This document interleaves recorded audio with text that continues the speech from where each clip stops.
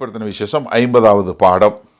வெளிப்படுத்தின விசேஷம் 13வது அதிகாரத்திலிருந்து 15லிருந்து 18 வரை. ஆனால் அது மொத்தமாக படிப்பதற்காக 11லிருந்து 18 வரை நம்ம வாசித்து விட்டு போவோம்.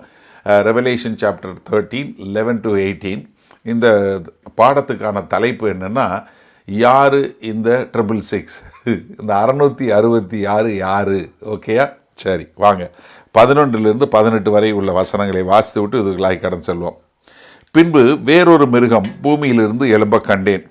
அது ஒரு ஆட்டுக்குட்டிக்கு ஒப்பாக 2 கொம்புகளுடையதாய் இருந்தது. வலு சர்ப்பத்தை போல பேசினது. அது முந்தின மிருகத்தின் அதிகாரம் முழுவதையும் அதன் முன்பாக நடப்பித்து, சாவுக்கேதுவான காயம் ஆற சொஸ்தமடைந்த முந்தின மிருகத்தை பூமியும் அதன் குடிகளும் வணங்கும்படி செய்தது.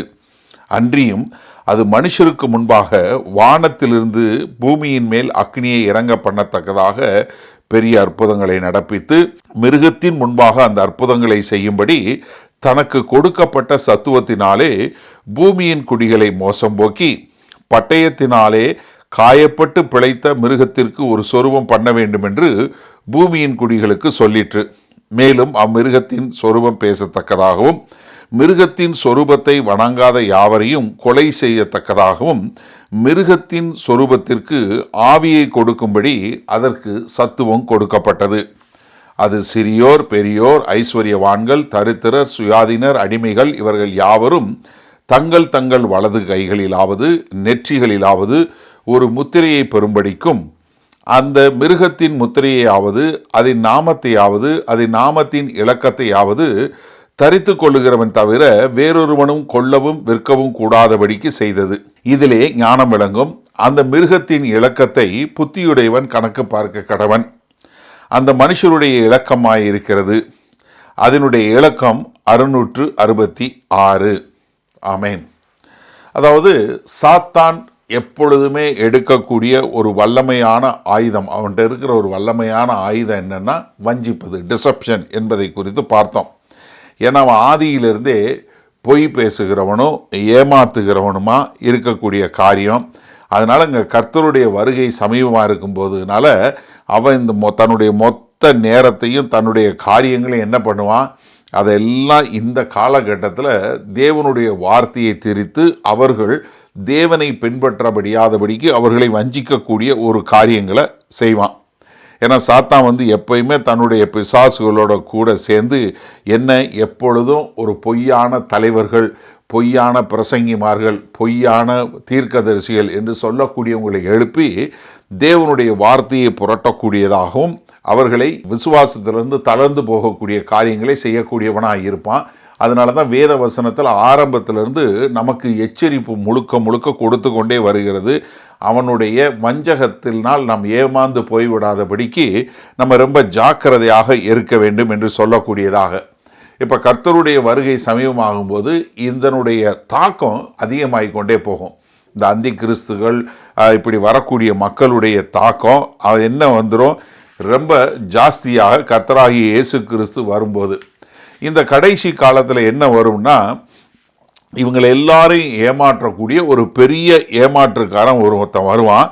அவன் என்ன பண்ணுவான், இந்த வஞ்சகத்தினுடைய ஆவியினால், சாத்தானுடைய வல்லமையினால் சகல ஜனங்களையும் ஏமாற்றக்கூடியவனாக வருவான். அவன் மொத்த உலகத்தையும் ஆளக்கூடியவனாக வருவான். அவனுக்கு பெயர் தான் அந்தி கிறிஸ்து என்று சொல்லக்கூடிய ஒரு பெரிய அந்தி கிறிஸ்து, தி ஆன்டி கிரைஸ்ட் என்று சொல்லக்கூடிய ஒருத்தன் வருவான் அப்படிங்கிறத நம்ம பார்த்தோம்.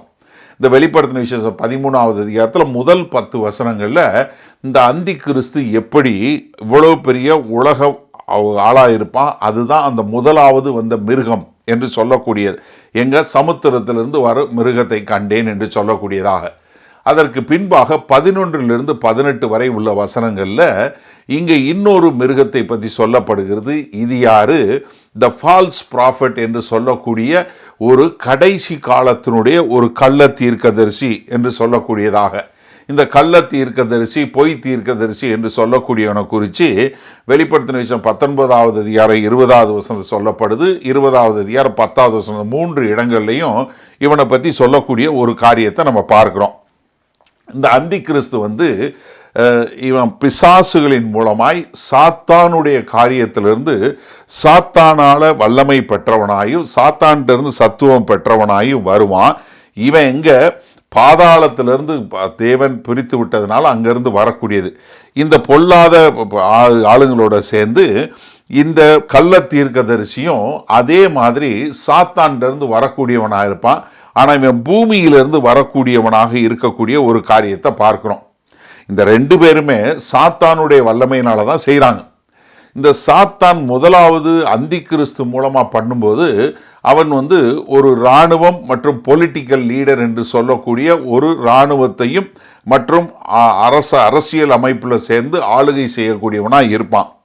ஆனால் அந்த கள்ள தீர்க்கதரிசி, இந்த பொய் தீர்க்கதரிசி என்று சொல்லக்கூடியவன் என்னன்னா, அவன் ஒரு மத சம்பந்தம் உள்ளவனாய் மதத்தின் மூலமாய் மக்களை வஞ்சகம் செய்து அவங்க எல்லாரும் சேர்ந்து இந்த அந்தி கிறிஸ்துவை ஆராதிக்கக்கூடியவனாக மாற்றக்கூடியவனாய் இருப்பான்.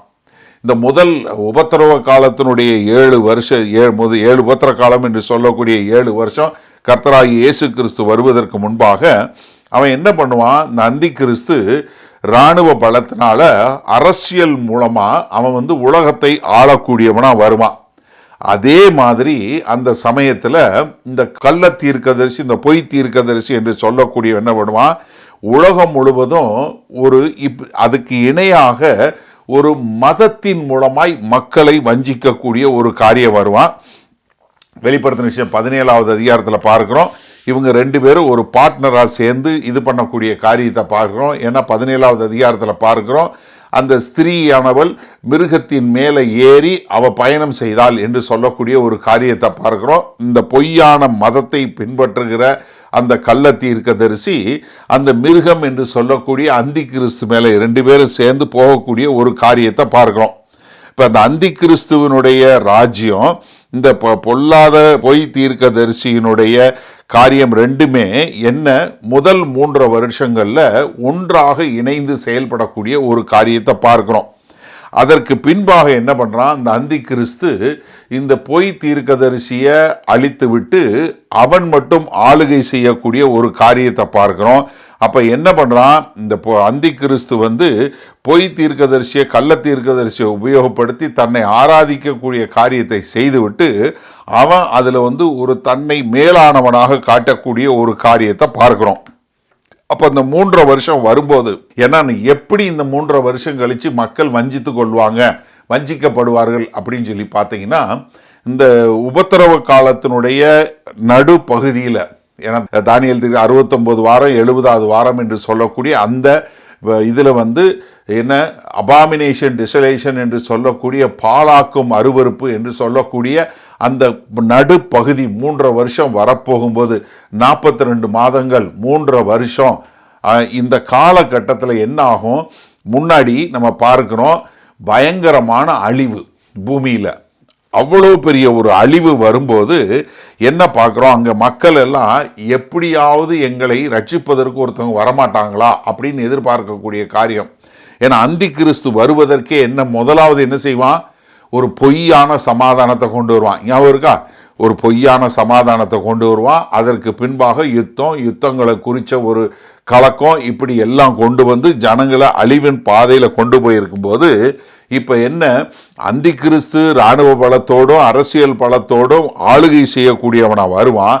இப்போ இந்த பொய் தீர்க்கதரிசி என்ன செய்வார், அவர் எல்லாம் சேர்ந்து உலகம் முழுவதும் ஒரே ஒரு மதமாக கொண்டு இந்த நம்மளை காப்பாற்றுறதுக்கு வேற ஒருத்தருமே கிடையாது, நம்மளை காப்பாற்றணும், நம்மளை ரட்சிக்கணும்னா இந்த அந்தி கிறிஸ்துவால தான் பண்ண முடியும் என்று சொல்லி அவனை வணங்கக்கூடிய ஒரு காரியத்தில் கொண்டு விட்டுருவான். ஆனால் என்ன ஒரே ஒரு வித்தியாசம், போன வாரத்தில் பார்க்கும்போது நம்ம பார்த்தோம் 2 காரியம் பார்த்தோம். அவன் யாரு, அவனோட வல்லமை என்ன. இப்போ அந்த அந்தி கிறிஸ்து வரும்போது 11வது வசனத்தில் பார்க்குறோம், அவன் என்ன பண்ணுறான், இந்த பொய் தீர்க்கதரிசி பூமியிலிருந்து எழும்பி வர கண்டேன் என்று சொல்லக்கூடிய வசனத்தை 11வது வசனத்தில் பார்க்குறோம்.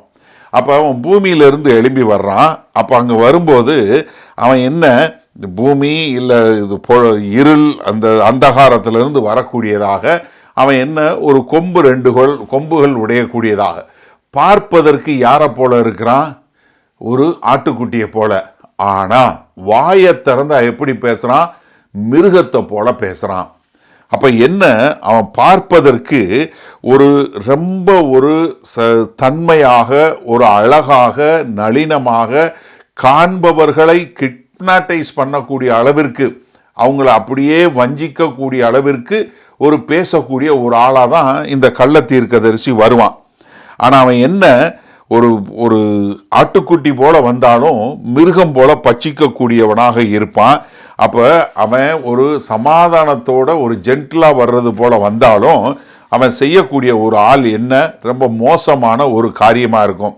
அப்போ சாத்தானுடைய கள்ள தீர்க்கதரிசி அவன் ரொம்ப மைல்டாக, ரொம்ப சமாதானமாக, ரொம்ப சாந்தமாக, ஒரு ஒரு ஒரு ஆட்டுக்குட்டி போல இருக்கிறவனாக இருந்தாலும் அவனுடைய வார்த்தைகள் என்னவாக இருக்கும்? மற்றவர்களை குற்றம் சாட்டக்கூடிய ஒரு வார்த்தையாக இருக்கும்.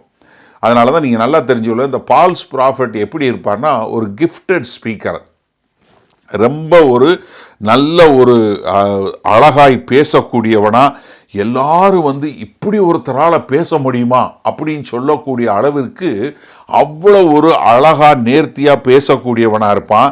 அதனால தான் மொத்த மனித குலமும் அவனை பின்பற்றக்கூடியதாக அவ்வளோ பெரிய ஒரு ஆளாக அவன் இருப்பான். அது மாத்திரமல்ல, முதலாவது அவன் யாருன்னு பார்த்தோம், ரெண்டாவது அவனுடைய வல்லமை என்னன்னு பார்த்தோம். அவன் வல்லமை என்ன? அமேசிங் மிரக்கிள்ஸ், அதாவது நம்ப முடியாத அளவிற்கு அவன் அவ்வளோ பெரிய அதிசயங்களையும் அற்புதங்களையும் செய்வான். ஏன்னா இங்கே ரெண்டும் பிரிந்து இருக்க முடியாது. அந்தி கிறிஸ்துவனுடையதும் கள்ள தீர்க்கதரிசியினுடையது பிரிந்து இருக்க முடியாது. அதனால் அவங்க ரெண்டு பேரும் ஒன்று சேர்ந்து செய்வதற்காக பண்ணக்கூடிய ஒரு காரியம்.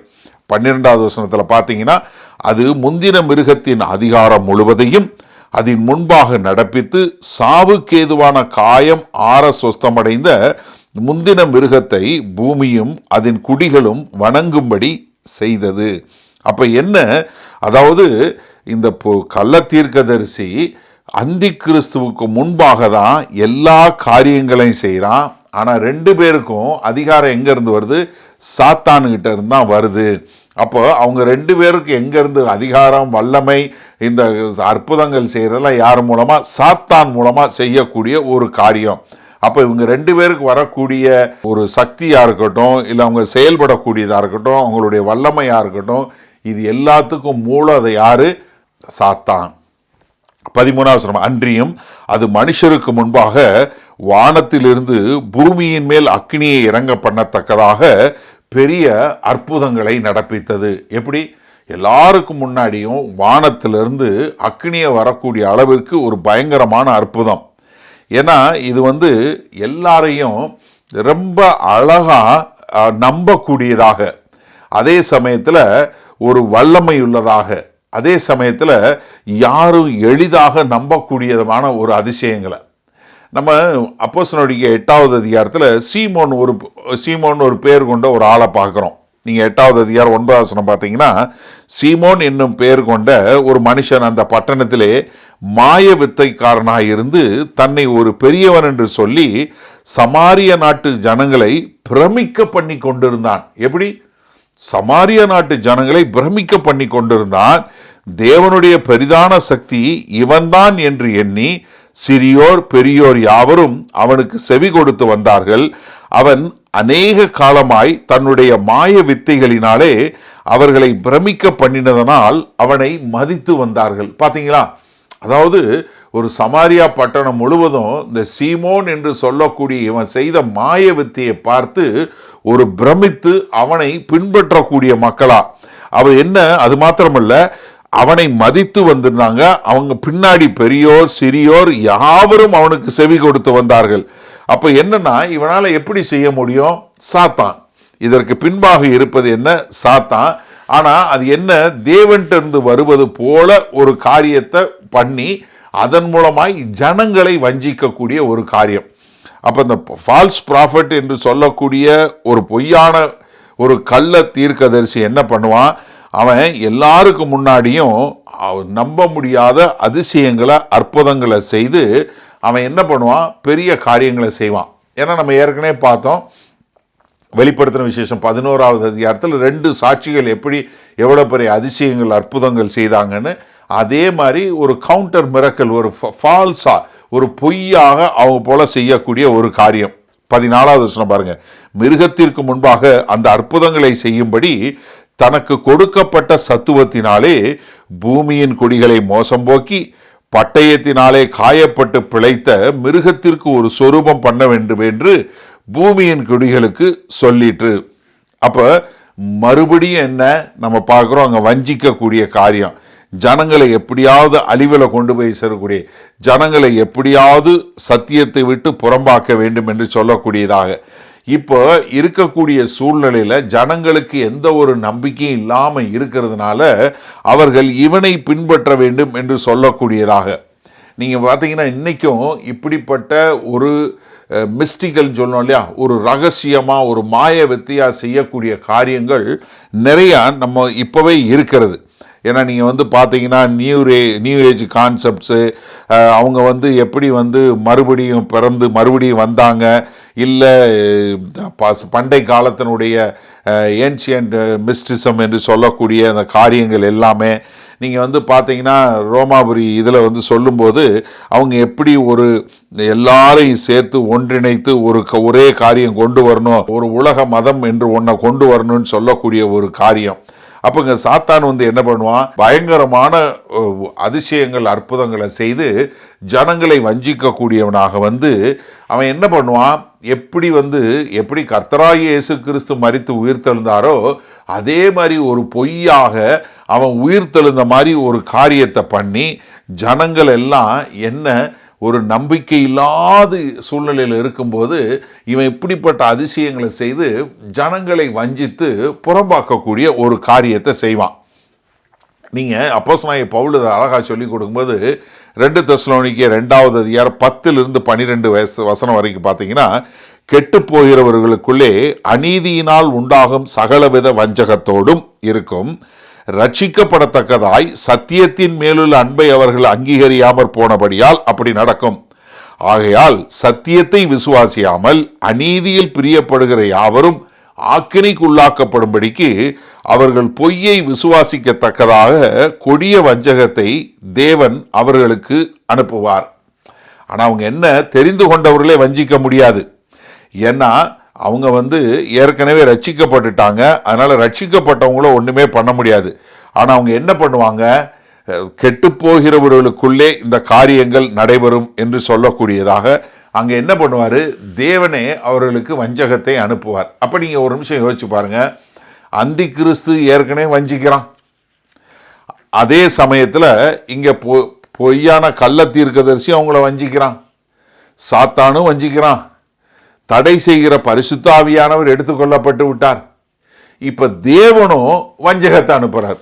இப்போ யோசிச்சு பாருங்களேன், அதாவது அந்தி கிறிஸ்து வஞ்சகம் பண்ணுறான், கள்ள தீர்க்கதரிசி வஞ்சகம் பண்ணுறான், தடை செய்கிற பரிசுத்த ஆவியானவர் எடுத்துக்கொள்ளப்பட்டார், இப்போ தேவனும் வஞ்சகத்தை அனுப்புகிறாருன்னா அவங்க எப்படி, காரணம் என்ன, அவங்க சத்தியத்தை ஏற்றுக்கொள்ளாமல் சத்தியத்துக்கு விலகி இருக்கக்கூடிய காரியமா. இப்போ நீங்கள் யோசிச்சு பாருங்கள், அப்போ மொத்த உலகமும் அவன் பின்னாடி போகிறதுல ஒரு அதிசயம் இல்லையே, அவங்க வஞ்சிக்கப்படுவதில். ஏன்னா சாத்தான் என்ன பண்ணுவான், அவன் வஞ்சிக்கக்கூடியவன், அவன் கூட உள்ள பிசாசுகள் எல்லாம் சேர்ந்து வஞ்சிக்கக்கூடியதான். அந்தி கிறிஸ்துவாக இருக்கட்டும், கள்ள தீர்க்கதரிசியாக இருக்கட்டும், அவங்களும் வஞ்சிக்கக்கூடிய காரியங்களை தான் செய்கிறாங்க. அதனால இப்படி போனவங்களுக்கு கர்த்தரும் வஞ்சகத்தை அனுப்பக்கூடிய ஒரு காரியம். அப்போ யாரெல்லாம் ரட்சிக்கப்படலையோ, யாரெல்லாம் சத்தியத்தை விலகி அழிவுக்கு கேடு பாணத்தக்கதாக இருக்கிறாங்களோ அவர்களுக்கெல்லாம் வஞ்சக்கக்கூடிய ஒரு வஞ்சகத்தின் ஆவி கொடுக்கப்படும். அப்போ அங்கே பெரிய அதிசயமும் அற்புதமும் அவங்க செய்து என்ன பண்ணுவாங்க, அவங்க மீதி பேரையும் முழுமையான வஞ்சகத்துக்குள்ளே கொண்டு போயிடுவாங்க. அப்போ இந்த மிருகம் என்ன பண்ணும், அங்கே வஞ்சகம் செய்யக்கூடிய ஒரு காரியம். அது மாத்திரமல்ல, இந்த உலக மதம் என்று சொல்லக்கூடிய ஒரு கொண்டு வருவதற்கு அது என்ன பண்ணுது, அங்கே அந்தி கிறிஸ்துவுக்கு ஒரு சொரூபத்தை உண்டு பண்ண சொல்லு. எப்படி, அந்தி கிறிஸ்துக்கு ஒரு சொரூபத்தை உண்டு பண்ணி, அந்த அந்தி கிறிஸ்து என்ன, அந்த சொரூபம் என்ன, அவன் மரணத்திலிருந்து உயிர் தெழுந்தான் அப்படின்னு சொல்லக்கூடிய ஒரு பொய்யான ஒரு காரியத்தை சொல்லி அவங்க என்ன பண்ணுவான், அவன் அந்த சொரூபத்தை எருசலேமில் கொண்டு வைப்பான். அந்த எருசலேம்ல வச்சு அவன் தன்னையே ஆராதிக்கக்கூடிய ஒரு காரியம், என்னையே தான் நீங்க ஆராதிக்கணும் என்று சொல்லக்கூடிய ஒரு காரியத்தை கொண்டு வருவான். இப்பதான் இந்த உபத்திரவ காலம் 7 வருஷம் உபத்திரவ காலத்துல நடுவுல 3.5 வருஷம் போனதற்கு பின்பாக பாலாக்கும் அருவருப்பு என்று சொல்லக்கூடிய அதை தேவாலயத்தில் கொண்டு வந்து வச்சு தன்னை தேவன் என்று உயர்த்தி தன்னை ஆராதிக்க சொல்லக்கூடிய ஒரு காரியத்தை அவன் செய்வான். அதனால தான் இந்த காரியம் எல்லாம் அங்கே நடைபெறும். இப்படிப்பட்ட காலகட்டத்தில் என்ன அவன் உயிர்த்தெழுந்தது போல ஒரு வஞ்சகத்தை கொண்டு வந்து மொத்த ஜனங்களை வஞ்சிக்கக்கூடிய காரியம். சரியா? இப்போ மூன்றாவதாக, முதல்ல அவன் யாரு, ரெண்டாவது அவனுடைய வல்லமை என்னன்னு போன வாரத்தில் பார்த்தோம். இப்போ மூன்றாவதாக என்னன்னா அவனுடைய ப்ரோக்ராம், அவன் என்ன செய்ய போறான், அவனுடைய நடக்கை என்ன. 15வது வசனம் பாருங்க. மேலும் அம்மிருகத்தின் சொரூபம் பேசத்தக்கதாகவும் மிருகத்தின் சொரூபத்தை வணங்காத யாவரையும் கொலை செய்யத்தக்கதாகவும் மிருகத்தின் சொரூபத்திற்கு ஆவியை கொடுக்கும்படி அதற்கு சத்துவம் கொடுக்கப்பட்டது. என்ன மிருகம் சொரூபம் பேசுது, சொரூபம் பேசத்தக்கதாக. அதாவது இது பழைய ஏற்பாட்டில் உள்ள ஒரு காரியத்தை எடுத்து சொல்லக்கூடிய ஒரு காரியம். ஏன்னா நீங்கள் பார்த்தீங்கன்னா பழைய ஏற்பாட்டில் இந்த மிருகத்தால் இந்த சொரூபத்தினால பேச முடியாதுங்கிறத திரும்ப திரும்ப நிறைய வசனங்கள் இருக்குது. நான் நிறைய வாசிக்க போகிறதில்ல. 135வது சங்கீதத்தில் மட்டும் ஒரு 2 வசனம் 15வது வசனத்துலேருந்து பாருங்களேன். அஞ்ஞானிகளுடைய விக்கிரகங்கள் வெள்ளியும் பொன்னும் மனுஷருடைய கைவேலையுமாய் இருக்கிறது, அவைகளுக்கு வாய் இருந்தும் பேசாது. எது? சொரூபத்துக்கு வாய் இருக்கும், பேசாது. அவைகளுக்கு கண்களில் இருந்தும் காணாது. எப்படி? ஒரு சிலைக்கு கண் வச்சா பார்க்குமா? பார்க்காது. அவைகளுக்கு காதுகளில் இருந்தும் கேளாது. அவைகளுடைய வாயிலே சுவாசமும் இல்லை. என்ன? எதுவுமே கிடையாது. அந்த சொரூபத்தில் எதுவுமே கிடையாது. நீங்க ஆபக்கூக்கு 2வது அதிகாரம் 19வது வசனத்தை பார்க்கும்போது மரத்தை பார்த்து வெளி என்றும் ஊமையான கல்லை பார்த்து எழும்பும் என்றும் சொல்லுகிறவனுக்கு ஐயோ, அது போதிக்குமோ? இதோ அது பொன்னும் வெள்ளியுமான தகட்டால் மூடப்பட்டிருக்கிறது, அதற்குள்ளே சுவாசம் இல்லையே. அப்ப என்னன்னா இங்க நீங்க எப்படி ஒரு சொரூபம் பேசும், எப்படி ஒரு மரத்திலான ஒரு கல்லிலான சொரூபம் பேசும், அது எப்படி பார்க்க முடியும்?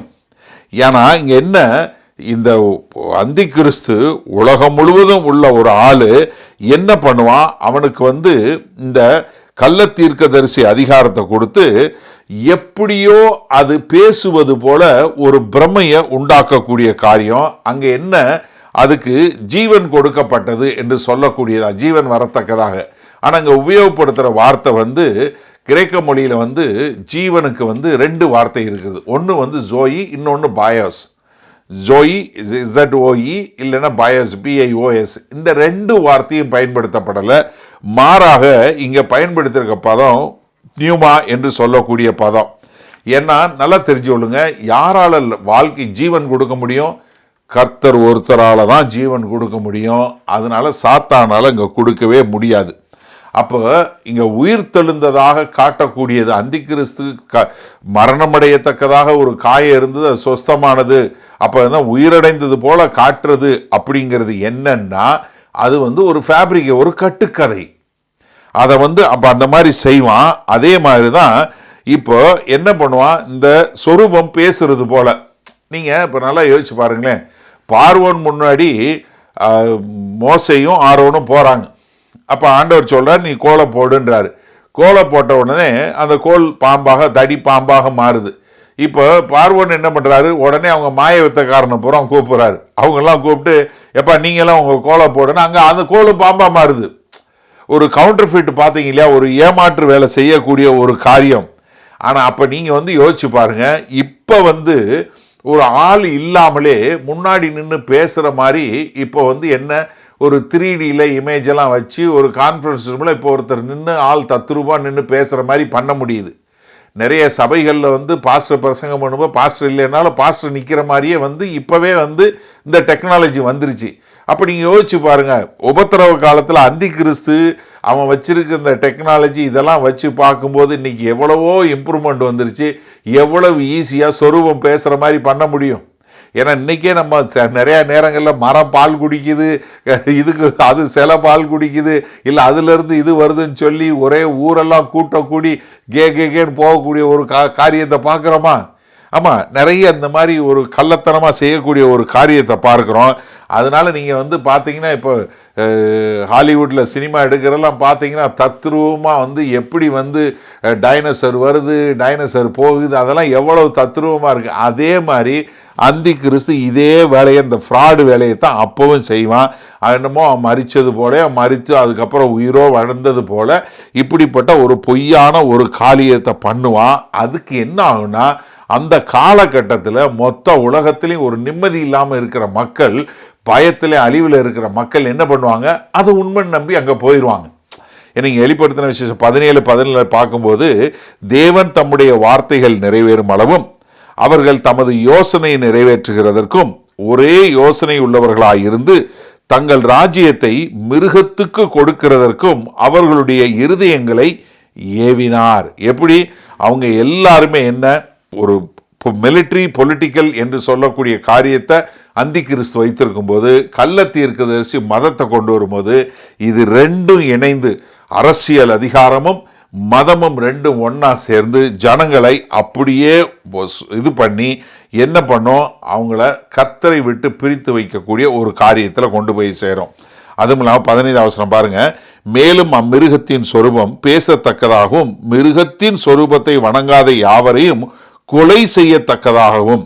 என்ன, இப்போ யாரெல்லாம் மிருகத்தை வணங்குறாங்க, யார் மிருகத்தை வணங்கலைங்கிறது நமக்கு தெரியாது.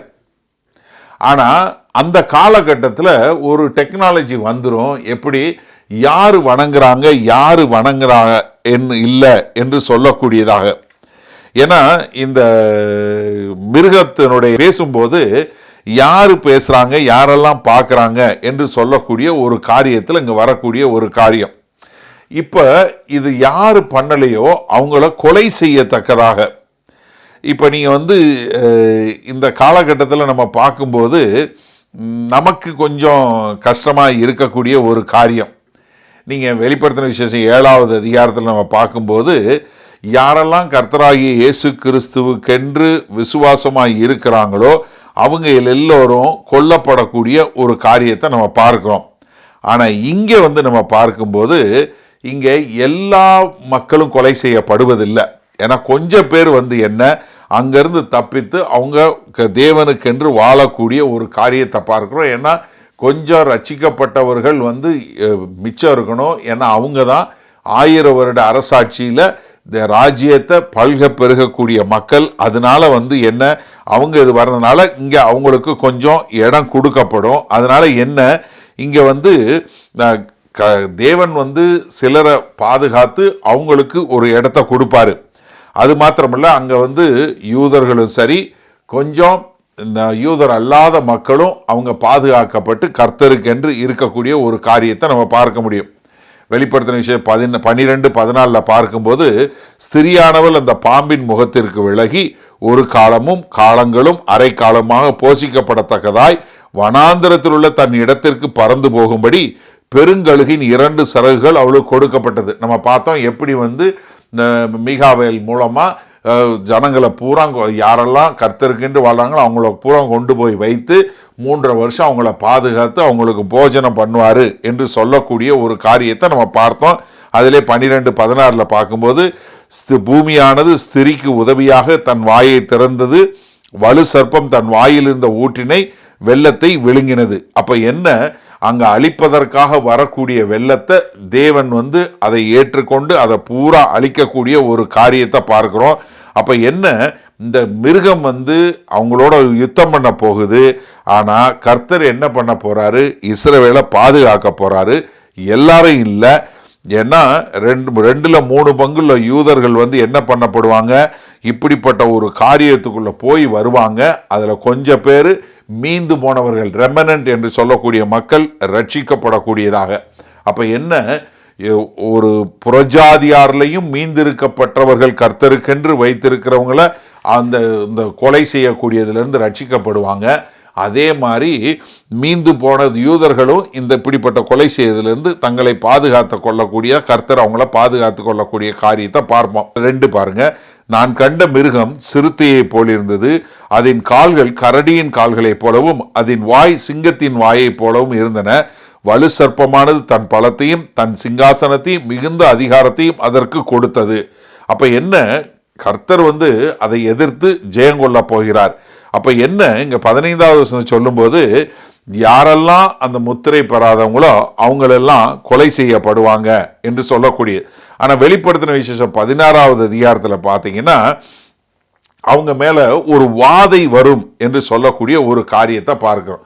ஏன்னா யாரு முத்திரை போட்டிருக்காங்களோ அவங்க மேல கர்த்தர் ஒரு வாதையை கொண்டு வருவார் என்று சொல்லக்கூடியதாக. இங்க 15வது வசனத்தில் அது செய்தது, 16வது வசனத்தில் அது செய்தது என்று சொல்லக்கூடிய ஒரு காரியத்தை பார்க்கிறோம். இங்க கள்ளத்தீர்க்கதரிசி சொல்லும்போது அந்த கள்ளத்தீர்க்கதரிசி என்ன பண்றான், அவன் இந்த பொல்லாத மிருகத்தை நாம் வணங்க செய்யக்கூடியவனாக இருக்கிறான். அவன் என்ன பண்றான், இந்த சொரூபம் பேசத்தக்கதாக ஒரு காரியத்தையும் செய்கிறான்.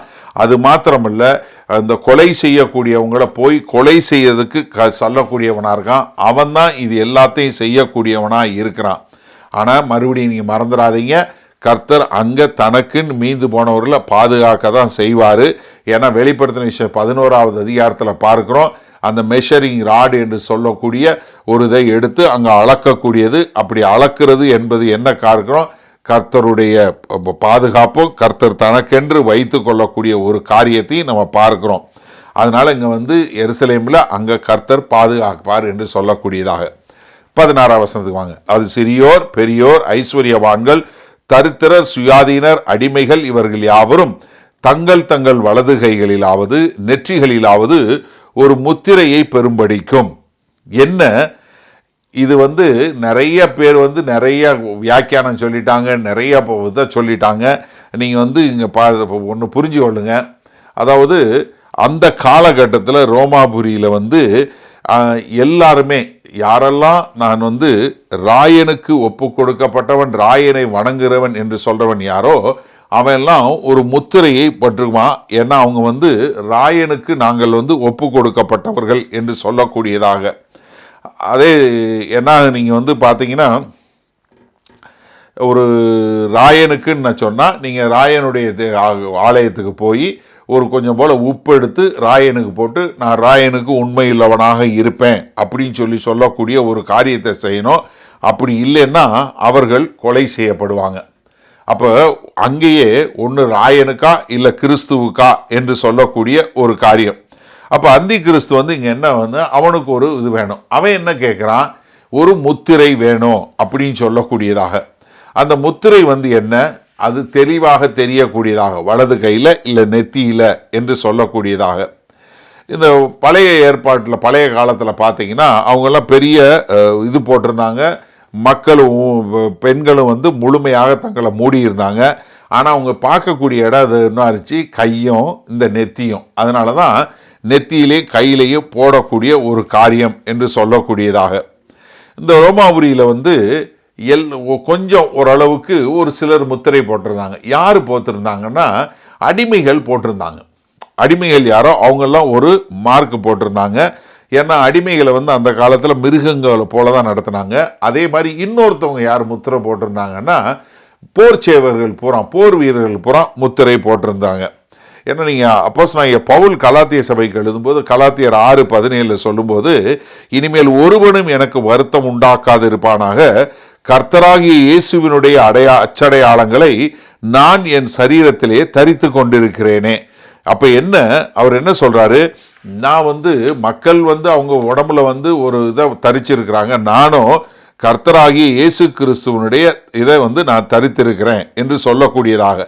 அப்ப அவர் என்ன, நம்ம ஒரு அடிமை ஒரு ஒரு வளையம் போட்டிருக்கான், இல்லை அடிமை ஒரு காரியம் போட்டிருக்கான், இல்லை போர்ச்சேவன் ஒன்று போட்டிருக்கான், அதே மாதிரி நான் என்ன பண்ணுறேன், நான் இந்த காரியத்தை போடுறேன் அப்படின்னு சொல்லக்கூடியதா.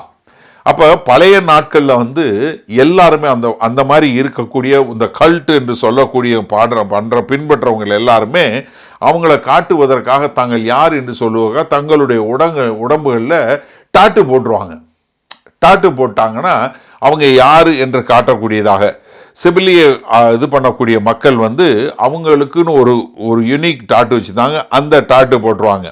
அப்போ இங்கே என்னென்னா ஒரு பர்சனலாக அவங்கவுங்க பிராண்டு போடுற மாதிரி அந்தி கிறிஸ்து காலத்தில் வந்து ஒரு சின்ன ஒரு பேண்டு போடப்படும். அந்த முத்திரை இல்லாதவங்க யாரோ அவங்கெல்லாம் கொலை செய்யப்படுவாங்க என்று சொல்லக்கூடியதாக 17வது வசனத்தில் பார்த்தீங்கன்னா, அந்த மிருகத்தின் முத்திரையாவது அதன் நாமத்தையாவது அதன் இலக்கத்தையாவது தரித்து கொள்ளுகிறவன் தவிர வேறொருவன் கொல்லவும் விற்கவும் கூடாதபடிக்கு செய்தது. அப்போ என்னன்னா, நீங்கள் அன்றாட வாழ்க்கையில் வாங்க விற்க முடியாது. அப்போ என்ன, நீங்கள் பட்டினி கிடந்து சாகணும். எப்படி? உங்களால் ஒன்றும் வாங்க முடியாது, விற்க முடியாது. உங்களால் போய் கடைக்கு போய் சாப்பாடு வாங்க முடியாது. நீங்கள் போய் வந்து ஏதாவது ஒரு ப்ரெட்டு வாங்கணும், இல்லை ஏதாவது வாங்கணுன்னா உங்களால் எதுவும் வாங்க முடியாது. நீங்கள் வேறொருத்தர்கிட்டருந்து வாங்க முடியாது. உங்களால் பணமும் வாங்க முடியாது. நீங்கள் எந்த ஒரு தினசரி வேலையில் எதுவுமே என்ன, யாரெல்லாம் முத்திரை இல்லையோ அவங்களெல்லாம் ஒன்றுமே பண்ணவே முடியாது. அப்போ என்னென்னா, இந்த உலகம் முழுவதும் ஒரே ஆட்சியாளர் கீழே ஒரே எக்கனாமிக் சிஸ்டம் என்று சொல்லக்கூடிய ஒரே கரன்சி, ஒரே ராஜ்யம் என்று வரக்கூடிய ஒரு காரியம் வரும்போது இது வந்து ரொம்ப நடக்கக்கூடிய ஒரு காரியமாக மாறிடும். இப்போவே ஓரளவுக்கு நம்ம எல்லாருமே இந்த கண்ட்ரோல் கிரெடிட்டில் நம்ம வந்துட்டோம். இப்போ நம்மளை அறிஞ்சோ அறியாமலோ நம்ம எல்லாருமே வந்து ஒரு குளோபல் சிஸ்டத்தில் வந்துட்டோம். இப்போ நீங்கள் வச்சுருக்க கிரெடிட் கார்டு இல்லை நீங்கள் வச்சுருக்க கார்டில் என்னென்னா, ஒரு சின்னதாக ஒரு மேக்னெட்டிக் ஸ்ட்ரிப் இருக்குது உங்கள் கார்டில் பின்னாடி. நீங்கள் எங்கே போய் போட்டிங்கனாலும், நீங்கள் எந்த ஊருக்கு போய் அந்த கார்டை போட்டிங்கனாலும் உங்கள் பேரை சொல்லி welcome mister Abraham, what you want to do அப்படின்னு கேட்குது. ஒரு சில மெஷின் வந்து இங்கிலீஷ்லேயும் பேசுது. நீங்கள் என்ன செய்ய விரும்புகிறீங்க? Good morning mister Abraham, what you want? You want to check your currency checking account or a savings account. உங்களுக்கு என்ன வேணும்? எல்லாமே கேட்குது. நீங்கள் எங்கேயோ போய் எங்கே போனாலும் அது உங்கள் அக்கௌண்ட்டை ரீட் பண்ணி உங்கள் அக்கௌண்ட்டில் எவ்வளோ காசு இருக்குது, எங்கே இருக்கிறீங்க, உங்கள் பேர் என்ன, எல்லாமே சொல்லுது, மெஷின் சொல்லுது. நம்ம ஆல்ரெடி ஏற்கனவே ஒரு கண்ட்ரோல் இதில் வந்துட்டோம். ஆனால் என்னென்னா, இந்த பார்கோடு இல்லை கியூஆர் கோடு என்று சொல்லக்கூடிய காரியங்கள் இப்போ நீங்கள் எங்கே போனாலும் சரி எல்லா இடத்துலையுமே வந்துருச்சு. இதில் இன்னொரு காரியமும் சொன்னோன்னா நீங்கள் நல்லா புரிஞ்சுக்கிட்டிங்கன்னா, இப்போ பெரும்பாலும் நம்ம வந்து கேஷ்லெஸ்ஸுங்கிறது கொண்டு வந்துட்டாங்க. இப்போ நீங்கள் எங்கேயோ வேலை பார்க்குறீங்க, உங்களுக்கு சம்பளம் எங்கே வருது உங்களுக்கே தெரியாது. முன்னாடி போய் உங்களுக்கு கவரில் சம்பளம் எண்ணி போட்டு நீங்கள் கவரில் வாங்கிட்டு வந்து காசு அதெல்லாம் மலையேறி போச்சு. இப்போ நீங்கள் வேலை பார்த்தீங்க, உங்கள் கம்பெனியிலேருந்து உங்களுக்கு ஒரு அக்கௌண்ட்டில் டிஜிட்டலாக அவங்க அங்கே காசு அனுப்பிச்சிடுறாங்க. அங்கே அனுப்பிச்ச உடனே அவன் அங்கேருந்து உங்களுக்கு டிஜிட்டலாக யார் காசு கொடுக்கணும் உங்கள் அக்கௌண்ட்டில் எல்லாத்தையும் கொடுத்துட்றான். எதுவுமே இல்லை. நீங்கள் வந்து பார்த்தீங்கன்னா லிட்ரலாக ஆல்ரெடி நீங்கள் எல்லாமே ஒரு நியூமரிக்கலில் ஒரு இதில் ஆப்ரேட் பண்ணிட்டு தான் இருக்கிறீங்க. இப்போ நீங்கள் வந்து என்ன ஆயிடுச்சு, இப்போ ஒரு டிஜிட்டலைசேஷன் என்று வந்ததுனால இப்போ எல்லாமே ஒரு கோடில் தான் எல்லாமே ரீட் பண்ணிகிட்டு இருக்கிறாங்க. இப்போ உங்கள் பேராக இருக்கட்டும் இல்லை உங்கள் இது இருக்கட்டும், எல்லாமே ஒரு நியூமரிக்கல் ஒரு நம்பரில் தான் ரீட் ஆகுது. உங்கள் கிரெடிட் கார்டு ஒரு நம்பரில் தான் ரீட் ஆகுது, உங்களை டெபிட் கார்டு ஒரு நம்பரில் தான் ரீட் ஆகுது. உங்களை ரீட் பண்ணுறது எல்லாமே ஒரு நம்பரில் தான் ரீட் பண்ணுறாங்க. இப்போது யூகேயில் இருக்கிற நமக்கு ஏற்கனவே பாஸ்போர்ட் இருக்குது, பிரிட்டிஷ் பாஸ்போர்ட் வச்சுருக்குறோம், அதுக்கு பாஸ்போர்ட் நம்பர் இருக்குது. நம்ம பாஸ்போர்ட்டை ரீட் பண்ணுது, மெஷின் ரீட் பண்ணுது. இப்போ அது போக என்ன சொல்கிறாங்க, டிஜிட்டல் ஐடி கொண்டு வரணுங்கிறாங்க. எப்படி? டிஜிட்டல் ஐடி வாங்குறதுக்கு உனக்கு பாஸ்போர்ட் நம்பர் வேணும், என்ஐ நம்பர் வேணுங்கிறான். ஏற்கனவே என்ஐ நம்பர் இருக்குது, பாஸ்போர்ட் இருக்குது, ரெண்டுமே டிஜிட்டல் தான். ஆனால் இப்போ என்ன புதுசாக இன்னொரு டிஜிட்டல் ஐடி வேணும் அப்படின்னு சொல்லக்கூடிய ஒரு காரியம். அப்போ என்னன்னா, எல்லாமே சேர்ந்து எல்லாருமே ஒரு நம்பர் இருக்கணும் அப்படின்னு சொல்லக்கூடிய ஒரு காரியத்தை கொண்டு வருவாங்க. இப்போ நீங்கள் பார்த்தீங்கன்னா, இப்போ இந்த கம்ப்யூட்டர் இது வந்ததுக்கப்புறம் முழுக்க எல்லாமே நியூமரிக்கலில் நம்ம எல்லாருமே போயிட்டோம். அப்போ இது என்ன ஆகுதுன்னா, இந்த 17வது வசனம் பாருங்களேன், அந்த மிருகத்தின் முத்திரையாவது அதன் நாமத்தையாவது அதன் நாமத்தின் இலக்கத்தையாவது தரித்து கொள்ளுகிறவன் தவிர வேறொருவனும் கொல்லவும் விற்கவும் கூடாதபடிக்கு செய்தது. அப்போ இங்கே ரெண்டும் பார்த்தீங்கன்னா ரெண்டுமே நியூமரிக்கல் சிஸ்டம். எப்படி 15வது வசனம் சொல்லும்போது யாரெல்லாம் அந்த மிருகத்தை வணங்காதவங்க யாரோ அவங்கெல்லாம் கொலை செய்யப்படுவாங்க. இங்கே தரிக்காதவங்க இப்போ நீ எப்படி வந்து மிருகத்தை வணங்காதவங்களை கண்டுபிடிப்பாங்க? இப்போ நீங்கள் நல்லா ஒரு நிமிஷம் யோசிச்சு பாருங்களேன். முன்னாடி வந்து டெலிவிஷனில் நீங்கள் மட்டும்தான் நடக்கிறத பார்ப்பீங்க, அவங்க ரெக்கார்ட் பண்ணி போடுவாங்க. இப்போ உலகத்தில் எங்கே நடந்தாலும் உங்களால் டெலிவிஷனில் பார்க்க முடியும். இப்போ நீங்கள் அந்த டெலிவிஷனில் பார்க்குறீங்களா இல்லையான்னு உங்களை பார்க்க முடியுமா? வரும், அந்த டெக்னாலஜி வந்துடும். இப்போ ஏற்கனவே உங்கள் வீட்டில் அலெக்ஸா உட்காந்து நீங்கள் என்ன பேசுகிறீங்கன்னு கேட்டுட்டு இருக்கா, கூகுள் என்ன பேசுகிறீங்கன்னு கேட்டுட்டு இருக்கா. ஏற்கனவே 2-3 பேர் உட்காந்து உங்கள் வீட்டில் கேட்டுட்டு தான் இருக்கான். நீங்கள் என்ன பண்ணாலும் கேட்டுட்டு தான் இருக்கிறான். நீங்கள் சும்மா உட்காந்து ரெண்டு விஷயம் பேசுனீங்கன்னா, நம்ம ஹாலிடே போவோமான்னு பேசுனீங்கன்னா, ஏதாவது ஒரு ஊர் பேரை பேசுனீங்கன்னா, அடுத்த நாள் நீங்கள் ஃபேஸ்புக் எடுத்து பார்த்தீங்கன்னா அந்த ஊர் அட்வர்டைஸ்மெண்ட் வருது. ஏன்னா உட்காந்து கேட்குறான். ஏன்னா இப்போ டிவி வந்து உங்களை பார்க்குது, நீங்கள் என்னென்ன பார்க்குறீங்கிறத பூரா கொடுக்குது. அல்காரிதம் சொல்கிறாங்களே, நீங்கள் எதை போய் தேடுறீங்களோ அதை பூரா வச்சு, ஓகே இவன் இதைத்தான் தேடுறான், இந்த நம்பர் உள்ளவன் இந்த தேடுறான், அவனுக்கு பூரா இதை கொடு. அப்போ என்னன்னா அதே தான் இந்த காரியம் பூரா நடக்க போகுது. இது என்ன, யாருக்கு என்ன இலக்கமோ அது அந்த இது நம்பர் இருந்தால் தான் பண்ண முடியும் அப்படிங்கிற ஒரு காலகட்டம் வந்துடும். இப்போ நம்மளால் ரொம்ப அழகாக புரிஞ்சு கொள்ள முடியுது. யோவானுடைய காலத்தில் புரிஞ்சுதோ இல்லையோ, 2000 வருஷம் கழித்து இதை படிக்கிற நமக்கு இன்னைக்கு வந்து நமக்கு வந்து வேற ஒன்றும் இல்லைங்க. ஒரு 50 வருஷத்துக்கு முன்னாடி நீங்கள் இதை சொல்லியிருந்தீங்கன்னா யாராவது புரிஞ்சிருக்குமா? அப்பா நீங்கள் கேஷே இருக்காது, கேஷ்லெஸ் சொசைட்டி, நீங்கள் எங்கே போனாலும் டச் அண்ட் கோ அப்படின்னு சொல்லிச்சா, நான் டச் அண்ட் கோவா? நாம் இந்தியாவை போகும்போது நீங்கள் பார்த்தீங்கன்னா அவங்க நம்மளோட ரொம்ப அட்வான்ஸுக்கு போயிட்டாங்க. பேடிஎம் இது அதுன்னு எல்லாரும் வந்து இளநீ விற்கிறவனாக இருக்கட்டும், இது குக்கும்பர் விற்கிறவனாக இருக்கட்டும், கொய்யாப்பழம் விற்கிறவனோ எல்லாம் கியூஆர் கோடு வச்சுருக்கான். எல்லாம் கியூஆர் கோடை ஸ்கேன் பண்ணி இப்போ பணம் போடு, 10 ரூபானாலும் சரி 15 ரூபானாலும் சரி எல்லாம் அதில் போடுன்னு. நம்ம நாள்னா கார்டு தைச்சிக்கிட்டு இருக்கோம், அவங்க எல்லாம் கியூஆர் கோடுக்குன்னு அடுத்த லெவலுக்கு கொண்டு போயிட்டாங்க. இப்போ இந்தியாவில் வந்து ஆதார் நம்பர் கொண்டு வந்துட்டாங்க. இன்னும் வந்து இது எல்லாமே நியூமரிக்கலில் வந்து கொண்டே இருக்கிறது. இப்போ 18 வசனம் பாருங்கள், இதிலே ஞானம் விளங்கும். என்ன இதில் வந்து நீங்கள் வந்து அந்த நாட்களில் வாழுகிறவங்களுக்கு உங்களுக்கு ஒரு பகுத்தறியக்கூடிய தன்மையும் ஒரு ஞானமும் வேணும். ஏன்னா இந்த நம்பர் என்னங்கிறத நீங்கள் அந்த காலத்தில் புரிந்து கொள்ளக்கூடியதாக. ஏன்னா இங்கே வந்து எப்படி வந்து அந்தி கிறிஸ்து வந்து இந்த நம்பரை வைத்து உங்களெல்லாம் கொண்டு வருவான் அப்படின்னு சொல்லக்கூடியதா. இதில் ஞானம் விளங்கும். அந்த மிருகத்தின் இலக்கத்தை புத்தியுடையவன் கணக்கு பார்க்க கடவன். அது மனுஷனுடைய இலக்கமாக இருக்கிறது. அதனுடைய இலக்கம் 666. இப்போ யார் வந்து இந்த மகா உபத்திரவ காலத்தில் வாழ்கிறாங்களோ அவங்களுக்கு இந்த அந்தி கிறிஸ்து என்ன செய்கிறான், என்ன நம்பர் போடுறாங்கிறது எல்லாருக்கும் புரிஞ்சிடும். இப்போ ஒருவேளை நமக்கு வந்து இதை புரிஞ்சு கொள்வதற்கு இதை என்னங்கிறது கண்டுபிடிக்கிறது கஷ்டமாக இருந்தாலும் இது இப்போ வந்து நமக்கு வந்து ஒரு மிஸ்ட்ரி, ஒரு ரகசியமாக தான் இருக்குது. இது என்னன்னு புரியல. இப்போ என்னையை பொறுத்தளவுக்கு நீங்கள் வந்து கேட்டிங்கன்னா இந்த நம்பர் 666 இப்போ யாருக்கு புரியும்னா அங்கே வர்றவங்களுக்கு தான் நம்ம புரியும். ஏன்னா நீங்கள் வந்து பார்த்தீங்கன்னா எருசலேமில் உள்ள டாக்ஸி பூராமே முதல்ல வந்து இப்போ தான் கொஞ்சம் நம்பர் மாறி இருக்குது. இல்லைன்னா எருசலேமில் உள்ள டாக்ஸி நம்பர் பூரா 666 தான் ஆரம்பிக்கும். 66ன்னு ஆரம்பித்து தான் நம்பர் இருக்கும். அப்போ நீங்கள் யாராவது டாக்ஸி ஓட்டுறவனாக இருந்தாலும் சரி, டாக்ஸியில் ஏறினவனாக இருந்தாலும் நீ ஏற்கனவே 666 நம்பர் வாங்கிட்டு அவ்வளோதான் நீ இதாக போகிற அப்படின்னு சொல்லக்கூடிய ஒரு காரியத்தை சொல்லுவாங்க. பட் ஆனால் நீங்கள் யோசிச்சு பாருங்களேன், ஆதி காலங்களில் இப்போ இங்கிலீஷில் வந்து நம்பர் தனியாக இருக்குது. ஆனால் நீங்கள் வந்து கிரேக்க மொழியாக இருக்கட்டும், அதுக்கு வந்து ஒவ்வொரு எழுத்துக்கும் ஒரு நம்பர் உண்டு.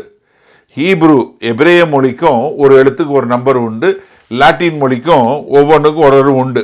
நமக்கு லாட்டின் வந்து நம்ம எல்லாருக்கும் தெரியும். வி போட்டால் எத்தனை? 5. எக்ஸ் போட்டால் எத்தனை? 10. ஐ போட்டால் எத்தனை? 1. சி போட்டால் இப்படி எல்லாத்துக்கும் நம்பர் இருக்கா?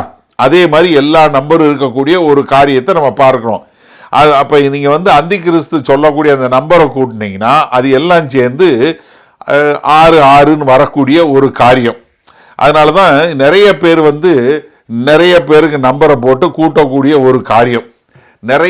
அதாவது யாரெல்லாம் வந்து இவர் வந்து அந்தி கிறிஸ்துவாக இருப்பாரோன்னு நினைச்சாங்களோ அவங்களுக்கு எல்லாருக்கும் போட்டு நம்பரை கூட்டி பார்த்தீங்கன்னா நிறைய 666. ஏன்னா நீங்கள் வந்து பார்த்தீங்கன்னா ஏனா 101, பினா 102, சீனா 103, இப்படி வரிசையா.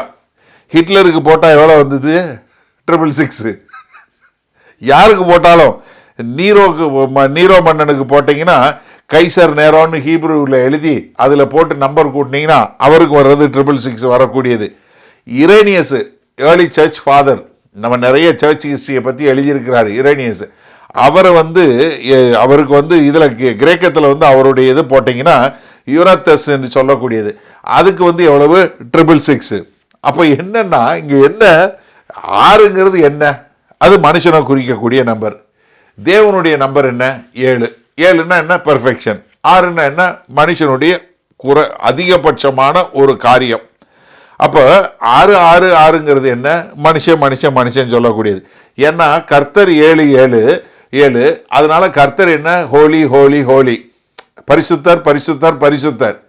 அப்போ மனுஷனுக்கு 6 ஏன்னா அங்கே 3 இருக்கிற மாதிரியே இங்கே பார்த்தீங்கன்னா 6. ஏன்னா மனுஷன் 6, அவனுடைய அரசாங்கம் 6, அவனுடைய பிரமாணங்களும் அவனுடைய சட்டங்களும் 6. அப்போ 6 என்று வரக்கூடிய ஒரு காரியத்தை பார்க்கிறோம். அப்போ இந்த கடைசி நாட்களில் வரக்கூடிய அந்த ஒரு அந்தி கிறிஸ்து மூலமாக ஆளுகை செய்யக்கூடிய வரக்கூடிய ஒருத்தன் யாரு? அவனுடைய இலக்கம் இந்த கள்ளத்தீர்க்கதரிசி வரவன் யாரு? 6 என்று சொல்லக்கூடிய ஒரு காரியம். இப்போ நீங்கள் ஸ்பெசிஃபிக்காக யாருன்னு கேட்டிங்கன்னா தெரியாது. யோவானுக்கு தெரியாது, இதை பிரசங்கம் பண்ணுற எனக்கு தெரியாது, உங்களுக்கு தெரியாது. ஆனால் என்ன சொல்லலாம், யாரையாவது எடுத்து வச்சு நீங்கள் நம்பர் போட்டு கூட்டினீங்கன்னா 6 கொண்டு வந்துடலாம். ஆனால் அது இல்லை. அப்போ அந்த காலத்தில் உபத்திரவ காலத்தில் நடக்கும்போது தான் வரும்.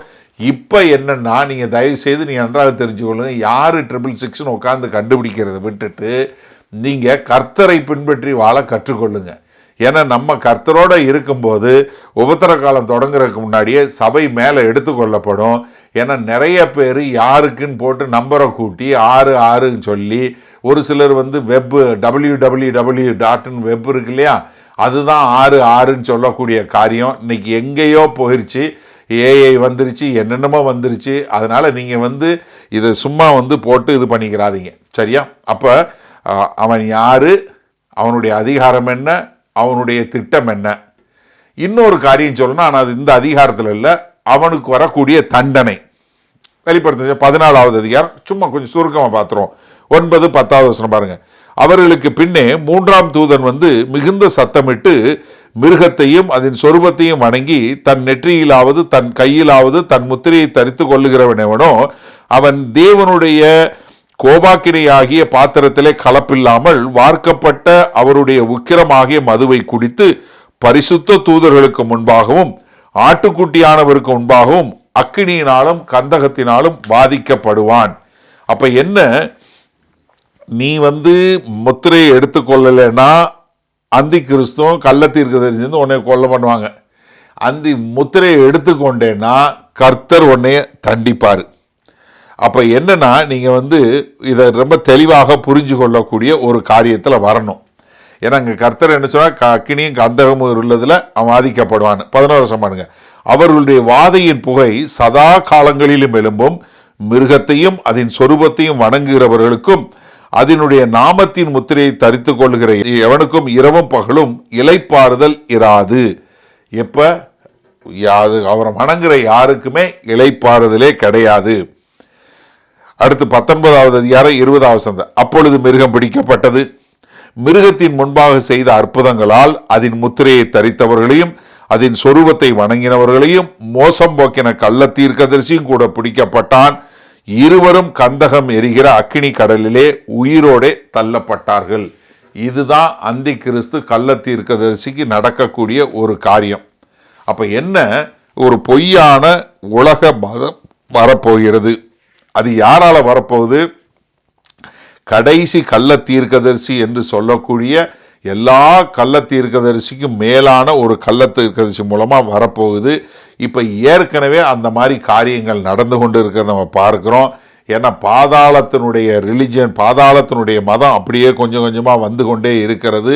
அப்போ என்னென்னா, இங்கே கர்த்தருக்கு எதிராக என்னென்ன மதங்கள்லாம் பிரிஞ்சு போயிருக்கோ அது எல்லாம் எதிராக வரும்போது ஒன்று சேரக்கூடிய காரியம் இருக்கிற காரியத்தை பார்க்குறோம்.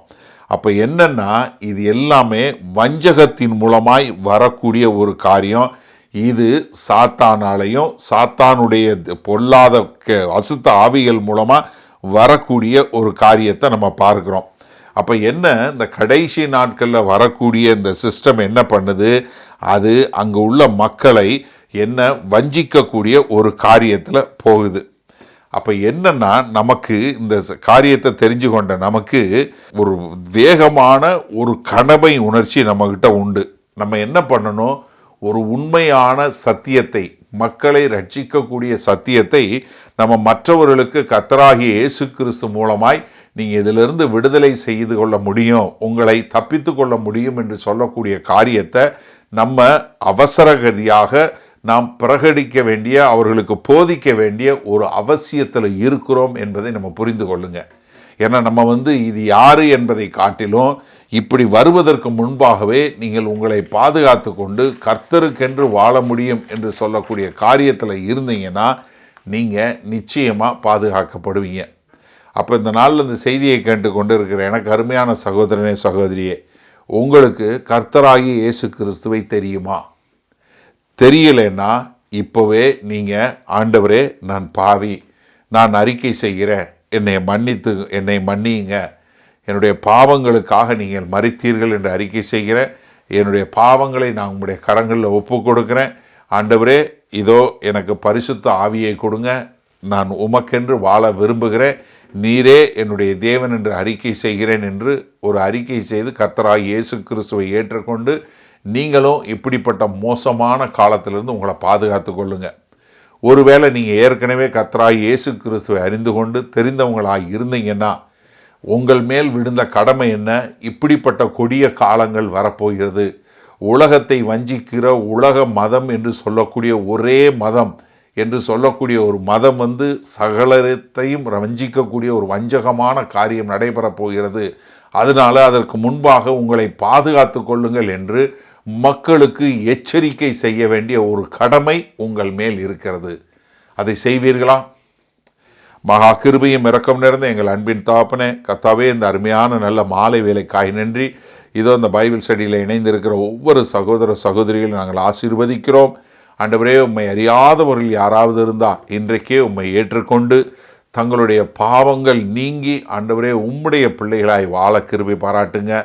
ஏற்றுக்கொண்டவர்கள் ஆண்டவரே, இதோ நாங்கள் ஜனங்களை அழிவில் போய்கொண்டிருக்கிற மக்களை எச்சரிக்க வேண்டிய ஒரு காலகட்டத்தில் இருக்கிறோம், தெர் இஸ் அர்ஜென்சி என்பதை நாங்கள் புரிந்து கொண்டு ஆண்டவரே எங்கும் உம்முடைய சுவிசேஷத்தை அறிவிக்கிறவர்களாய் வாழ எங்களை ஒப்புக் கொடுக்கிறோம்.